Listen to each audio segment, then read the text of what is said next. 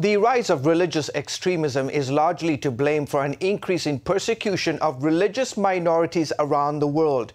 That's the conclusion by the U.S. government panel. The U.S. Commission on International Religious Freedom, which advises the U.S. State Department, released its annual report this week.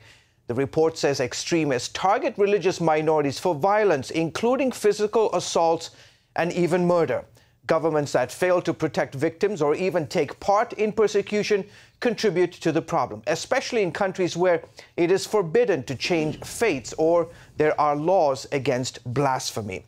Joining us now is Knox Thames, Director of Policy and Research at the U.S. CIRF. Knox, who are these religious extremists and who are their victims? Well, it's a trend that we've noticed spans the globe, affecting countries as diverse as Nigeria and Burma, Pakistan and East Africa. These groups are often motivated by an extremist religious ideology that attack the religious other, either those within their own faith group who don't adhere to their extreme worldview, or religious minorities who are from a different faith community. And apparently this is especially happening in the so-called Arab Spring countries like Egypt, Syria, and Libya.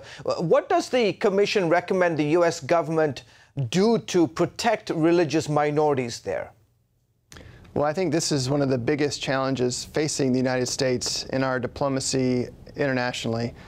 We've recommended that the United States designate 15 countries as the worst violators of religious freedom, including Egypt. In the context of Egypt, it's because of government action and inaction.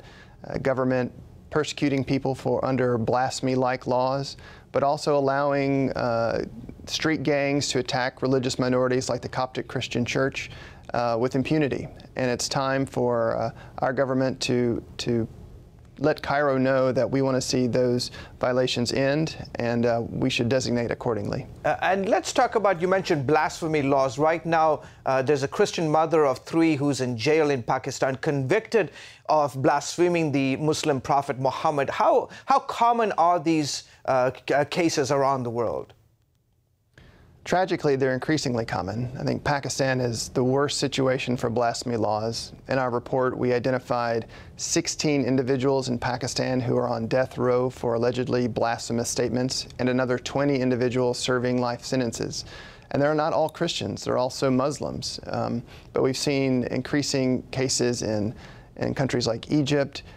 We've seen it in also other places like India and Greece. So it's a challenge to freedom of thought, freedom of religion, when you have governments deciding what is or isn't true, what is or isn't offensive. The report also mentions authoritarian governments oppressing minorities. Tell us about some of the worst nations.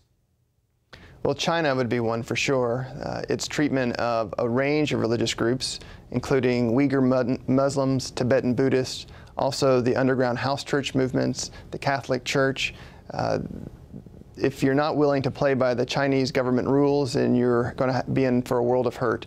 Other countries like Saudi Arabia, where the policy is for only one form of Islam and all others face government repression and must practice their faith underground. Okay. And then also in Russia, we've seen increasing totalitarianism there that affects religious communities' ability to practice their faith freely. Real quickly, last few seconds, have you seen any improvements in any countries when it comes to religious freedom issues?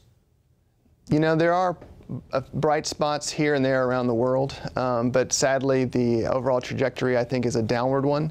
And there's a role that our government can play to help advocate for this fundamental human right. Okay, terrific. Thank you so much for your insights. Thanks for coming on the broadcast this week.